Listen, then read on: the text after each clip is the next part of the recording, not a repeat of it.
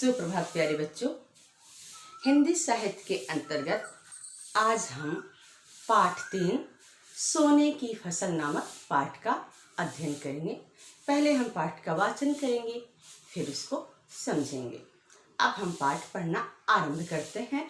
आप अपनी पुस्तक में पाठ 3 पेज नंबर 20 पृष्ठ संख्या 20 ओपन करके रखिए, खोल के रखिए। मैं उसको पढ़ूंगी, आप उस पर फिंगर रखकर पढ़ने का अभ्यास करेंगे।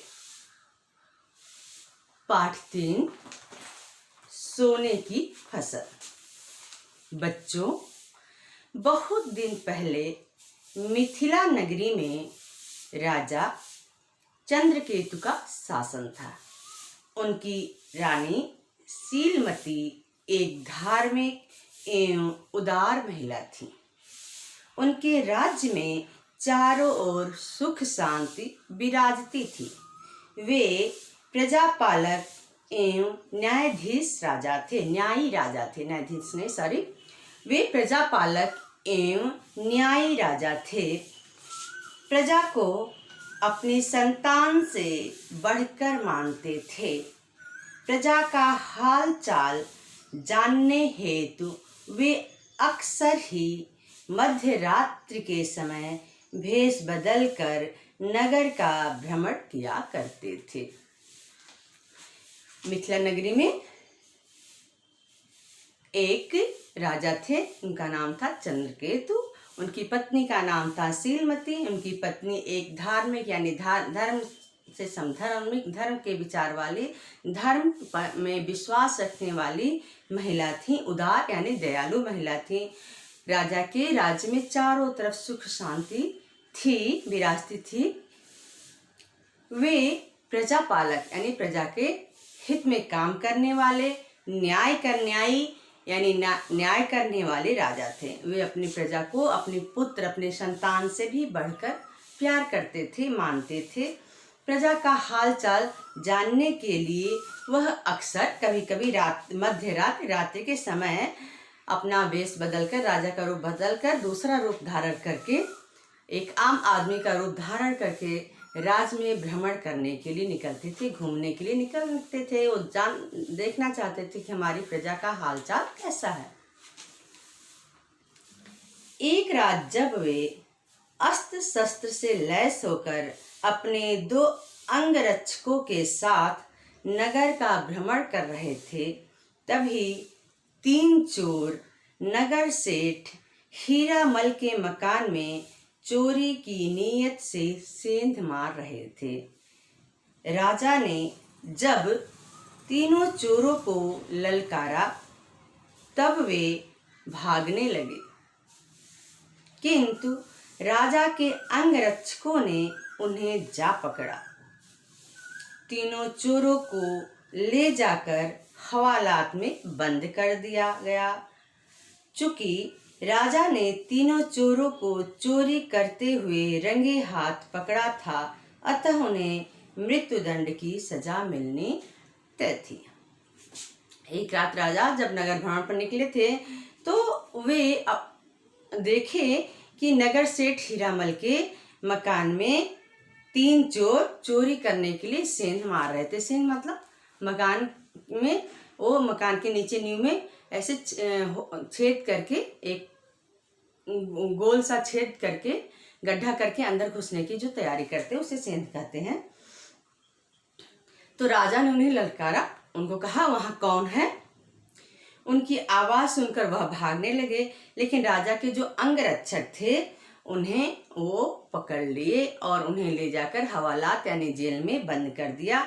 चूंकि राजा के प्रत्यक्ष रंगे हाथ यानी सामने प्रत्यक्ष ही वो राजा ने स्वयं देखा था उनको चोरी करते हुए, इसलिए उन्हें मृत्युदंड की सजा दी गई। उसमें कोई भी अदालत में ले जाने की या फिर उनकी बात सुनने की, उन्होंने राजा के सामने ही प्रत्यक्ष चोरी करते हुए पकड़ लिए गए थे। राजा ने चोरी करते देख लिया था तो वह उसे मृत्युदंड की सजा सुना देते हैं। दूसरे दिन दरबार लगने पर राजा के सम्मुख तीनों चोर जिनके नाम मंगल, अकलू एवं रामदत्त थे, लाए गए। राजा ने उनको फांसी की सजा सुना डाली। आगामी पूर्णिमा को उन्हें सूली पर चढ़ाना था। राजा के सैनिकों ने उन्हें पूर्णिमा तक के लिए फिर कारागार में डाल दिया। दूसरे दिन जब दरबार लगा तो राजा के सामने वे चोर लाए गए।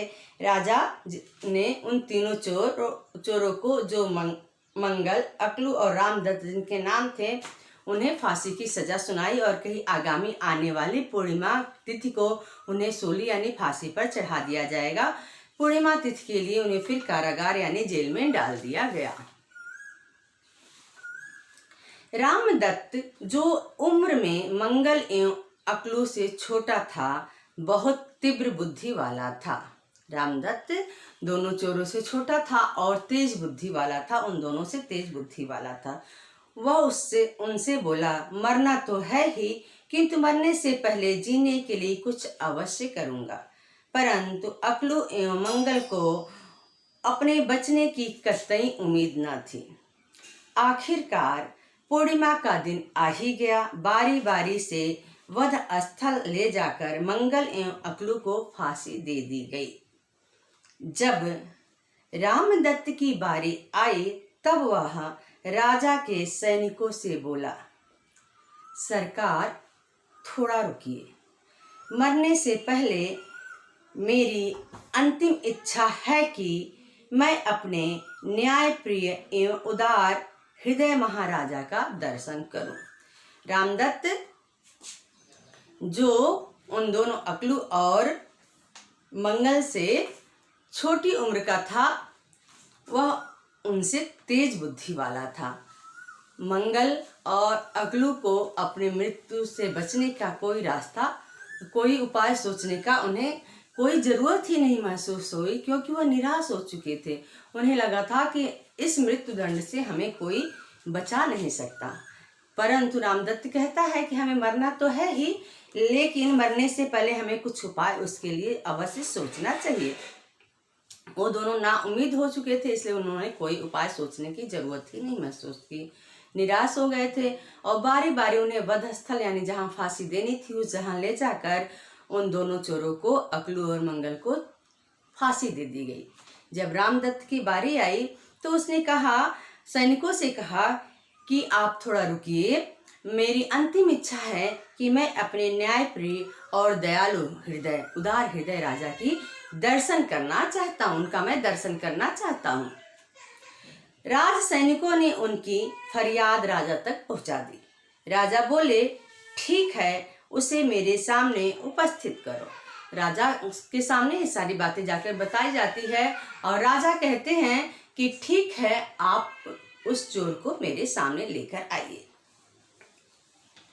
जब रामदत्त को दरबार में राजा के पास ले जाया गया तब वह राजा से बोला, हुजूर, मैं सोने की खेती करने की कला जानता हूँ।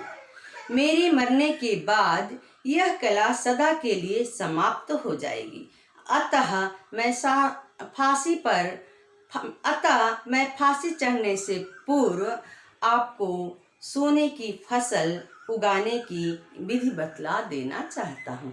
वो राजा के सम्मुख पहुँचता है दरबार में और राजा से कहता है, हुजूर महाराज, मैं सोने की फसल करने की विधि तरीका जानता हूँ कि सोने की फसल किस तरह उगाई जा सकती है और मेरे मरने के बाद यह सोने की फसल उगाने की कला समाप्त हो जाएगी, क्योंकि मैं ही जानता हूँ कैसे सोने की फसल उगाई जाती है।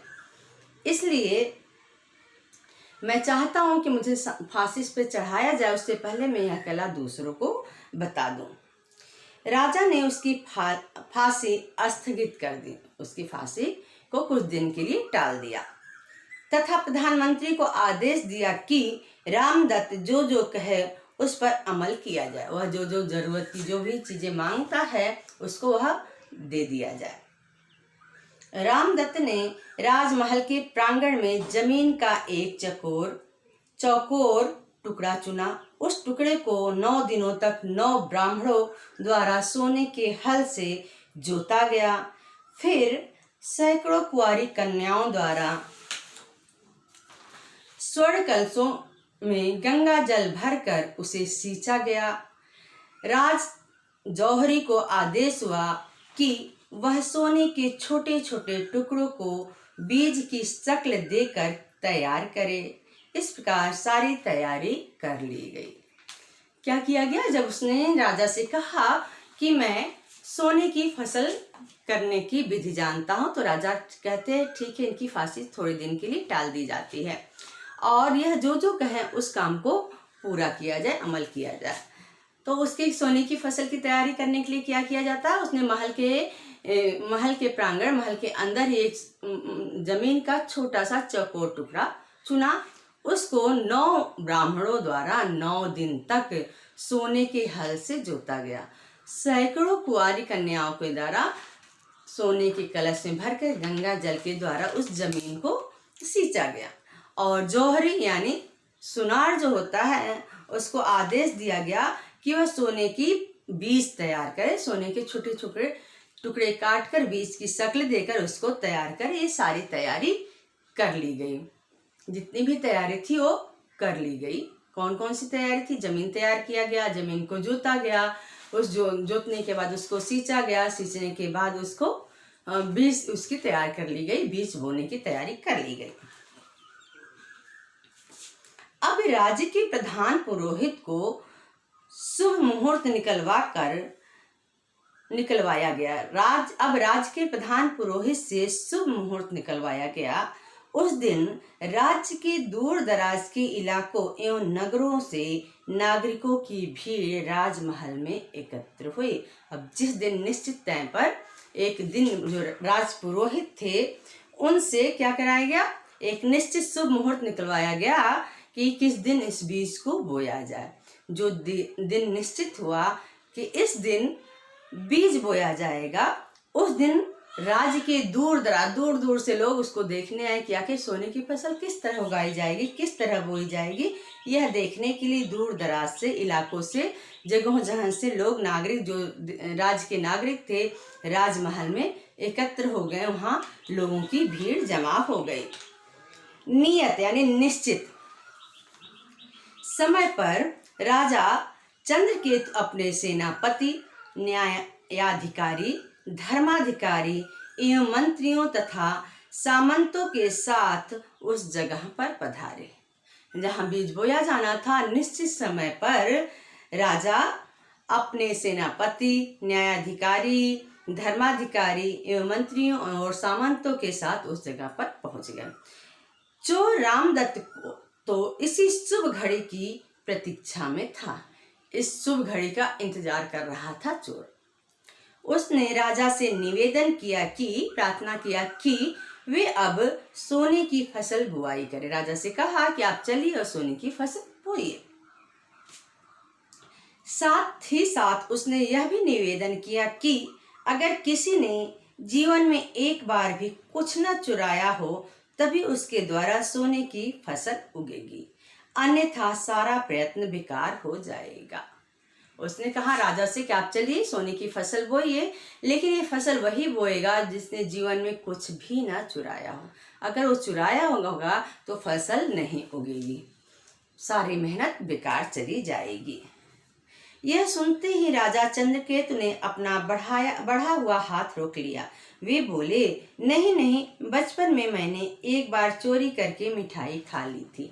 राजा कहते हैं कि मैं तो नहीं बोल सकता, क्योंकि बचपन में मैंने चोरी करके मिठाई खा ली थी, इसलिए मैं भी तो चोर हुआ, इसलिए मैं नहीं बोल सकता। उन्होंने सेनापति चंद्रचूड़ जी से आग्रह किया कि वे फसल को बोए। अपने सेनापति जी से निवेदन करते हैं कि आप फसल को बोए, परंतु उन्होंने भी अपने विद्यार्थी जीवन में एक मित्र की पुस्तक चुराने की बात कह डाली। उन्होंने कहा जब मैं पढ़ रहा था तो मैंने अपने एक दोस्त की पुस्तक को चुरा लिया था, इसलिए मैं भी नहीं बोल सकता हूँ। जब निश्चित समय पर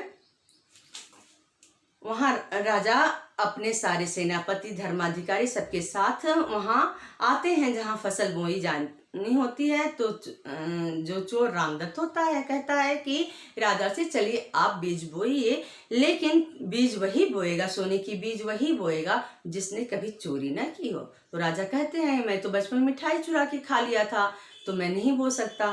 फिर अपने सेनापति से कहते हैं कि आप चलिए और वो बीज वो, ये तो कहते हैं नहीं, मैं तो अपने, जब मैं पढ़ाई कर रहा था तो अपने एक दोस्त की मैंने पुस्तक किताब चुरा ली थी, तो मैं भी नहीं बो सकता हूँ। इसके बाद क्रमशः बारी बारी धर्माधिकारी, प्रधानमंत्री एवं राज दरबारियों से निवेदन किया। सबसे बारी बारी कहा गया कि आप बोइए, परंतु सभी मुकर गए। सभी ने मना कर दिया, क्योंकि उन्होंने कभी न कभी कुछ न कुछ छोटी या बड़ी वस्तुओं को चोरी किया होता है। क्योंकि कोई भी व्यक्ति ऐसा न था जिसने अपने जीवन काल में कुछ भी न चुराया हो। तब राजा ने भीड़ की ओर मुखातिब होकर आम प्रजा से पूछा कि कोई ऐसा व्यक्ति हो तो सामने आए। जब पूरे राज दरबार के लोगों ने मना कर दिया कि नहीं, मैं नहीं बोऊंगा, क्योंकि मैंने कभी न कभी कुछ न कुछ चुराया है, तो अपनी प्रजा, जो सामने विशाल भीड़ थी, बहुत सारी भीड़ थी, इकट्ठा हुई थी, उनसे कहते हैं, उनकी ओर मुंह करके कहते, मुखातिब होकर कहते हैं कि आप में से कोई आए और इस बीज को बोए जिसने कभी भी कोई भी चोरी नहीं की। लेकिन कोई भी व्यक्ति सामने नहीं आता है। अब तो बड़ी विकट स्थिति उत्पन्न हो गई थी, बहुत संकट हो गया था कि कौन करे। कोई भी ऐसा व्यक्ति नहीं मिल रहा था जो कभी चोरी न किया हो, जो बीज बोए। बहुत बड़ी समस्या सामने आ गई थी कि सब कुछ तैयार है, खेत तैयार है, बीज तैयार है, और बीज को बोए कौन। यह बात सबके सामने प्रमाणित हो चुकी थी कि राजा से लेकर आम प्रजा तक सबके सब चोर हैं। कोई छोटा चोर तो कोई बड़ा चोर है। यह बात सबके सामने आ गई थी कि सबने कभी न कभी कुछ न कुछ चुराया है। अब चोर रामदत्त आगे आकर बोला, प्रजाजनों एवं सभासदों, आपके राजा चोर हैं, सेनापति चोर हैं, धर्माधिकारी चोर हैं, न्यायाधिकारी चोर हैं, मंत्रीगण यानी सब। आगे आकर रामदत्त बोला कि प्रजाजनों एवं सभासदों, आपके राजा चोर हैं, सेनापति, धर्माधिकारी, न्यायाधिकारी, मंत्रीगण और खुद आप लोग भी चोर हैं। ऐसा वो बोलते कि सभी लोग कभी न कभी कुछ न कुछ चुराए हैं, सब लोग चोर हैं। तब चोरों की जमात का एक अदना सा सदस्य, यह गरीब रामदत्त ही फांसी क्यों चढ़े? तो प्रश्न करता है कि सारे लोग चोर हैं, तो बस मैं ही एक चोर क्यों फांसी चढ़ूं? सबको फांसी चढ़ना चाहिए, क्योंकि सभी ने कभी न कभी छोटी या बड़ी चोरी की हुई है। मैंने नगर सेठ के घर में चोरी करने की कोशिश की, क्योंकि मेरा परिवार 3 दिनों से भूखा था। यदि मुझे कोई काम धंधा या रोजगार मिला होता तब मैं यह जघन्य कृत्य क्यों करता। वो कहता है कि मैंने जो चोरी की उसके पीछे भी कारण है। मेरा परिवार 3 दिनों से भूखा था और इस कारण मुझे यह जघन्य कृत्य करना पड़ा, ये गलत काम, एक कुकृत्य कार्य करना पड़ा, इसलिए मैंने चोरी करने का काम किया। अगर मेरे पास कोई रोजगार होता, मेरे पास कोई काम होता, तो मैं यह कार्य क्यों करता। चोर की बात सुनकर राजा एवं दरबारियों का सिर शर्म से झुक गया। उनकी बोलती बंद हो गई। राजा ने रामदत्त को मुक्त करने का आदेश दिया तथा उसे व्यापार करने हेतु 100 स्वर्ण मुद्राएं भी प्रदान की। कुछ ही दिनों में रामदत्त मिथिला नगरी का एक संभ्रांत व्यापारी बनकर सुखपूर्वक जीवन बिताने लगा। वो कहता है कि सब लोग चोर हैं, तो मैं क्यों, ऐसा उसने सवाल किया कि मुझे ही क्यों फांसी हो।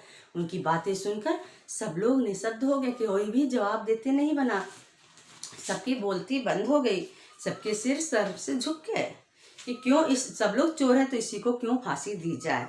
उसके बाद राजा ने उसे कुछ पैसे दिए, उन्हें मुक्त करने का आदेश दिया। उसे कुछ सोने की मुद्राएं दी, सोने के सिक्के दिए और वह लेके गया। और कुछ दिनों बाद वह व्यापार करके उस राज्य का एक बड़ा व्यापारी बनकर सुखपूर्वक जीवन जीने लगा। चतुर व्यक्ति कठिन से कठिन परिस्थिति में भी विजय प्राप्त कर लेता है। जो चतुर या होशियार होते हैं, चालाक होते हैं, बुद्धिमान लोग होते हैं, कितनी भी मुश्किल परिस्थिति हो कभी हार नहीं मानते। वहां से निकलने का कोई न कोई रास्ता अवश्य ढूंढ लेते हैं। जिस तरह खरगोश और शेर की कहानी आपने सुनी थी कि जो शेर होता है प्रतिदिन किसी न किसी जानवर को मारता है, और जब खरगोश की बारी होती है तो देर से पहुंचता है, और जब शेर के पास जाता है तो उससे पूछता है कि शेर कि आप लेट क्यों आए, तुम लेट क्यों आए। तो वह बताता है कि रास्ते में दूसरा शेर मिल गया था।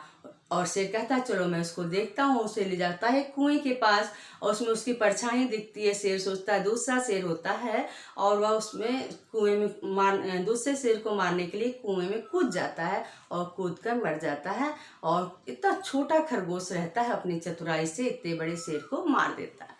इसी तरह जो रामदत्त होता है वह संकट के समय घबराता नहीं है, अपने बचने का उपाय ढूंढ निकालता है। इस तरह हमने इस पाठ को पढ़ा, वाचन किया। आप इस पाठ को पढ़ने का अभ्यास करिएगा। पाठ में आए जो वर्ड मीनिंग है उसको अपनी उत्तर पुस्तिका में लिखकर याद करिएगा। धन्यवाद।